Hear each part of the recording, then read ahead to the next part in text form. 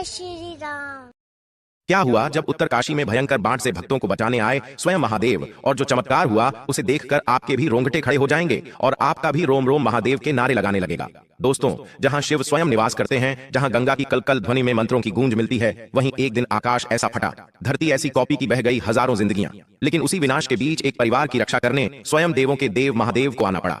दोस्तों, उत्तरकाशी यानी कि उत्तर की काशी, जहां पर साक्षात विश्वनाथ विराजते हैं, जहां पर गंगा का कल्याण आत्मा को शुद्ध कर देता है, जहां हर घाट हर शिला केवल और केवल शिवमय होती है, यहाँ की हवा में तप, यहाँ की मिट्टी में त्याग और यहाँ की नदियों में आस्था बहती है। चार धाम यात्रा का यही एकमात्र प्रवेश द्वार है। दोस्तों, उत्तरकाशी में धराली गांव में जैसे एक समय पूरी तरह से थम गया।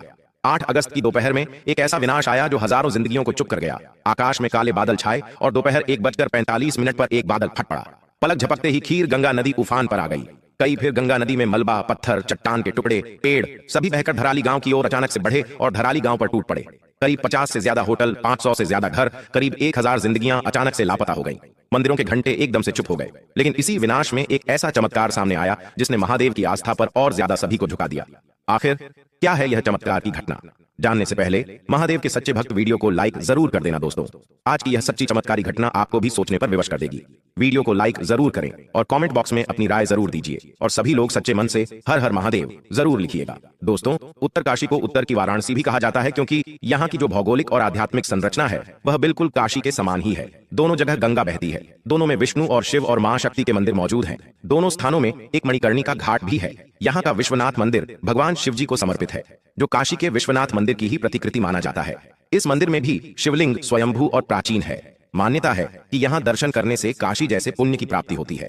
उत्तरकाशी से कुछ ही दूरी पर स्थित है गंगोत्री धाम, यानी कि मां गंगा का मूल स्रोत। गंगा को धरती पर लाने वाले राजा भगीरथ की तपस्थली भी इसी को माना जाता है। इसीलिए इस स्थान पर पवित्र तीर्थ यात्राओं की शुरुआत का यह केंद्र है। दोस्तों, आपको बता दें कि उत्तरकाशी को 4 धाम यात्रा के प्रवेश का द्वार भी माना जाता है। विशेषकर गंगोत्री और यमुनोत्री के प्रवेश द्वार माने जाते हैं। हजारों यात्री हर साल यहीं से अपनी यात्रा की शुरुआत करते हैं। यह स्थान अनेक अर्षियों और तपस्वियों की तपोभूमि भी रहा है। दोस्तों, अर्षि परशुराम, अर्षि भारद्वाज, अर्षि कश्यप जैसे महान ऋषियों ने यहाँ पर साधना की और आज भी कई साधु संत गंगा के तट पर तपस्या कर रहे थे। और इसी दौरान यह विनाशकारी भयंकर बाढ़ आई जिसने हजारों जिंदगियों को स्तब्ध करके रख दिया। सभी लोग अपने अपने कामों में लगे हुए थे। कुछ घूम रहे थे, कुछ यात्रा की तैयारी कर रहे थे, कुछ घरों में खाना बन रहा था, कुछ मंदिरों में पूजा पाठ की तैयारी कर रहे थे। लेकिन अचानक से एकदम से एक ऐसा सैलाब आया जो सभी को बहा कर ले गया। लेकिन इसी बीच मध्य प्रदेश के उज्जैन शहर में महाकाल के सच्चे भक्त का एक परिवार रहता था। महेश और उसकी पत्नी अपने 8 साल के बच्चे के साथ 4 धाम की यात्रा पर निकले थे। 4 धाम की यात्रा की शुरुआत उन्होंने गंगोत्री से ही करना चाही थी, जिसके लिए वे सबसे पहले उत्तराखंड के हरिद्वार पहुंचे और वहां से उत्तरकाशी के लिए निकल पड़े। एक दिन उत्तरकाशी में ही उन्हें ठहरना था और अगले दिन वे गंगोत्री धाम के लिए निकलने वाले थे। महेश ने एक होटल में कमरा लिया हुआ था। उत्तरकाशी में साक्षात शिव की अनुभूति हो रही थी। महेश और उसकी पत्नी पूजा अपनी यात्रा की तैयारी कर रहे थे और काफी खुश नजर आ रहे थे उत्तरकाशी के नजारे देखकर। लेकिन उन्हें क्या पता था कि आज उनके जीवन में एक बहुत बड़ा तूफान आने वाला है। मंगलवार का दिन था, समय था दोपहर के 1:30। गांव था धराली। अचानक से एकदम से हलचल की आवाजें आईं, मानो जैसे आसमान से प्रलय आ रहा हो। महेश और उसकी पत्नी और उनका बच्चा होटल में ही खाना खा रहे थे। जब बाहर का नजारा देखा तो उनके होश उड़ गए। चारों तरफ तबाही ही तबाही हो रही थी। जब पीछे की ओर देखा तो कई हजारों गुना मलबा पानी नदी में बहकर उनकी ओर आगे बढ़ रहा था। सभी लोग अपनी जान बचाने के लिए इधर उधर भाग रहे थे। महेश ने भी अपनी बीवी और अपने बच्चे को उठाया और होटल से निकले और अपनी जान बचाने के लिए भागे। लेकिन वे नहीं जानते थे कि उनकी ये सारी कोशिशें नाकामयाब होने वाली हैं। पानी उनकी ओर आगे बढ़ रहा था। पानी इतना खतरनाक था जिसमें मलबा कई सैकड़ों पेड़, जो सभी होटल, सभी घर, सभी होमस्टे को तबाह कर रहे थे। ये प्रलय उनकी ओर आगे बढ़ने ही वाला था। इतने में महेश को एक छोटा सा भोलेनाथ का मंदिर दिखा। महेश तुरंत उस मंदिर की ओर बढ़ा। महेश जानता था कि यह भोलेनाथ जी का ही मंदिर है और अगर उनकी कोई इस समय रक्षा कर सकता है तो वह साक्षात भोलेनाथ हैं। महेश तुरंत उस मंदिर की ओर बढ़ा। उसने अपने हाथ में अपने 8 साल के बच्चे को रखा और अपनी पत्नी को लेकर तुरंत उस छोटे से मंदिर में घुस गया। महेश के साथ एक और परिवार था। उन्होंने भी मंदिर में ही शरण ली। महाकाल के भक्त के ऊपर आज काल दस्तक दे रहा था और महेश ने भी महाकाल के ही मंदिर को अपनी शरण बनाई हुई थी। महेश ने दरवाजा लगा लिया मंदिर का और वे अंदर छिपकर बैठ गए और सब कुछ भोलेनाथ पर छोड़ दिया। लेकिन विनाश इतना खतरनाक था कि आसपास के सारे घर तबाह हो गए। सारी बड़ी बड़ी होटलें गिर गईं। लेकिन चमत्कार ऐसा हुआ कि आप सुनेंगे तो आपके भी होश उड़ जाएंगे। जहां हर एक बड़ी बड़ी नई तकनीक की होटल ध्वस्त हुई, जहां बड़े बड़े घर ध्वस्त हुए, बड़ी बड़ी चट्टानें गिरी, लेकिन उसी के बीच धराली गांव के बीच में स्थित यह छोटा सा मंदिर अभी तक डटा रहा। करीब 1.5 घंटे तक मंदिर के ऊपर से मलबा गया, पानी गया, लेकिन मंदिर को खरोंच तक नहीं आई। अंदर महेश केवल महाकाल का ही ध्यान लगा रहा था। महाकाल राजा से अपनी और अपने परिवार की सलामती की गुहार लगा रहा था। और कहते हैं ना दोस्तों, अकाल मृत्यु वो मरे जो कर्म करे चांडाल का, काल उसका क्या बिगाड़े जो भक्त हो महाकाल का। महेश के सामने एक छोटी सी शिवलिंग थी। महेश उसी शिवलिंग पर ध्यान कर रहा था। करीब 3 से 4 घंटे के बाद जब यह महाप्रकोप धीरे धीरे शांत हुआ, तब महेश ने मंदिर का दरवाजा खोलने की कोशिश की, लेकिन दरवाजा खुलने का नाम ही नहीं ले रहा था, क्योंकि मंदिर पूरी तरह से मलबे से ढक चुका था। महेश ने और बाकी सभी लोगों ने एड़ी छोटी का जोर लगा लिया, लेकिन दरवाजा बिल्कुल भी नहीं खुला। वे बिल्कुल अंदर ही दबे रह गए, जैसे मलबे के अंदर दबे हों। करीब पूरी रात उसी मंदिर में सभी लोगों ने भूखे प्यासे निकाली, लेकिन अगली सुबह जब बचाव दल आया, रात्रि में भी बचाव दल ने कार्य किया। तभी किसी की नजर उस मंदिर के गुंबद पर पड़ी। महेश ने जोर जोर से आवाजें लगाईं। बाकी लोगों ने भी जोर जोर से चीख पुकार मचाई, ताकि प्रशासन के लोगों का ध्यान वहां पर आए। और जब प्रशासन के लोगों तक वह आवाज गई, तो सभी प्रशासन के बचाव कर्मियों ने उस मंदिर के आसपास का मलबा हटाया। मंदिर जो का तैसा वैसा ही था। प्रशासन के लोगों ने मंदिर का दरवाजा खोला और देखा तो अंदर करीब 6 जिंदगियां, जी हां, 6 जिंदगियां जिंदा थीं। उनमें से एक था महेश, और एक थी उसकी पत्नी, और एक था उसका बेटा, और अन्य 2 पति पत्नी।